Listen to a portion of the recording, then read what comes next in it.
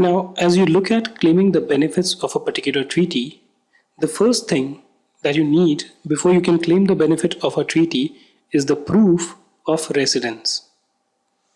What this means is that if there is a person who claims to be a tax resident of UK, he needs to prove that he is a resident of UK for tax purposes. If he is a resident, he will be entitled to the benefit of the India-UK treaty.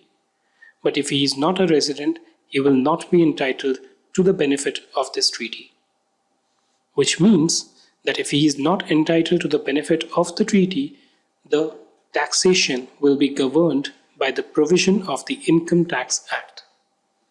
Right? This particular aspect is covered by Section 90, subsection 4 and Section 90, subsection 5 of the Income Tax Act. Let's just look at it. There will be no relief whatsoever which will be given under the DTAA. DTAA is Double Taxation Avoidance Agreement, or the treaty as we call it, unless a tax residency certificate, a TRC as it is generally called, is obtained from the government of the treaty partner country. So in order to claim the benefit of the India-UK treaty, the person has to have a tax residency certificate from the government of UK which says that he is a tax resident of UK. In addition to this, there are certain other prescribed documents which are required to be obtained. One thing I want to tell you here is that both these conditions are cumulative. You have to have a TRC, you have to provide these other documents. There is a Form 10F in which a declaration needs to be obtained, right? And when we talk about these other documents, so let's say in case of a business profit, generally the person who is making the payment should insist on a no PE certificate, which means that the person who is receiving the money, if he is getting business income, he should give a certificate that, not a certificate, it could be kind of a declaration that he does not have a PE in India, before the person who's making the payment does not withhold a tax. Form 10F contains certain basic requirements which are more or less the details about the tax status, I would say, of the recipient in the home country. The TRC could be in any format. There's no specified format which is there for a tax residency certificate, right? Different governments may give it in a different format. As long as the sum and substance is that the person is a tax resident, that should be okay, but is applicable to all kinds of assessees. It is not only the companies which have to get it. Even an LLP, if we want to take a benefit under the treaty, or an individual, they all are required to obtain a TRC, and it is required irrespective of the quantum of payment or the tax involved. Now, whether you are making a payment of $100,000 or $10 million doesn't make a difference. In both these cases, if you want to claim the benefit of the India-UK treaty, you have to have a TRC from the UK government, and you have to submit the other prescribed documents and information, some of which is given in Form 10F. Now, before we deep dive into the area of royalty and FTS, there are some basic things that you should know.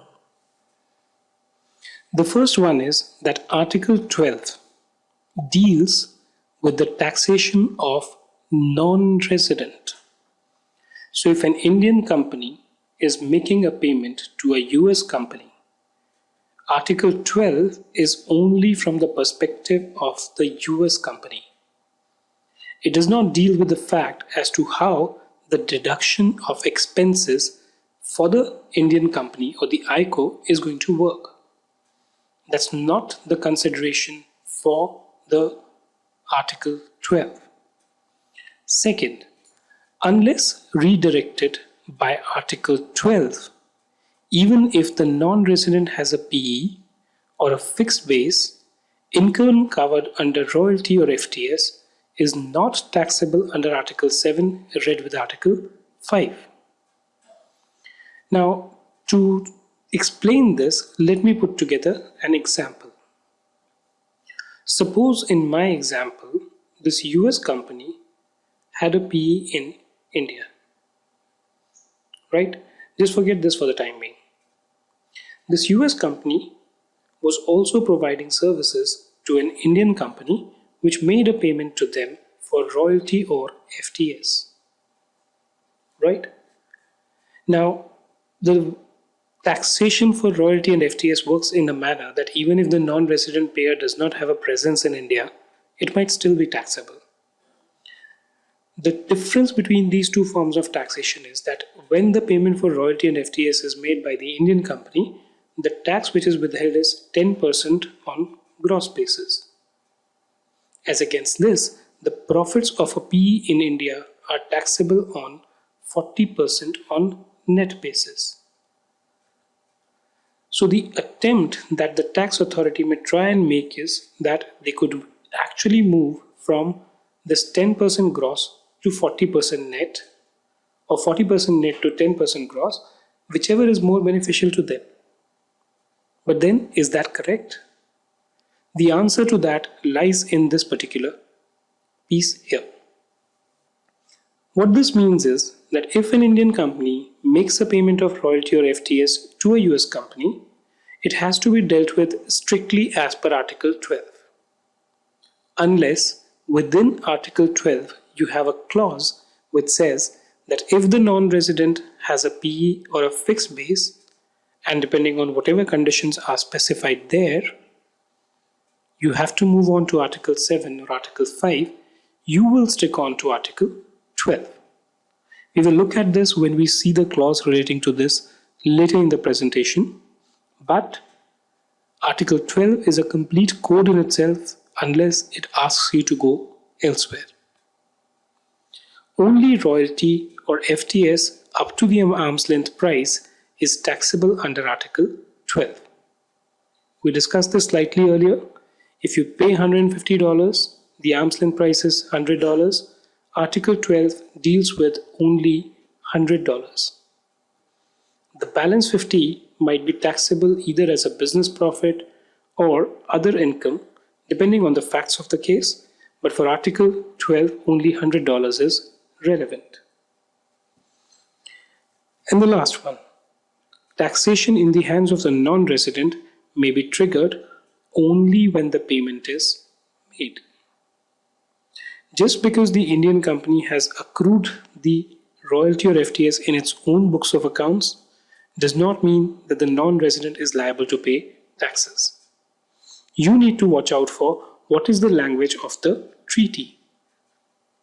Many a times you will find that the treaty will tell you that it is only the royalty which is arising and paid by a particular company that has to be taxed in the hands of the non-resident. So you need to be careful when you read a particular clause to see how this is applicable.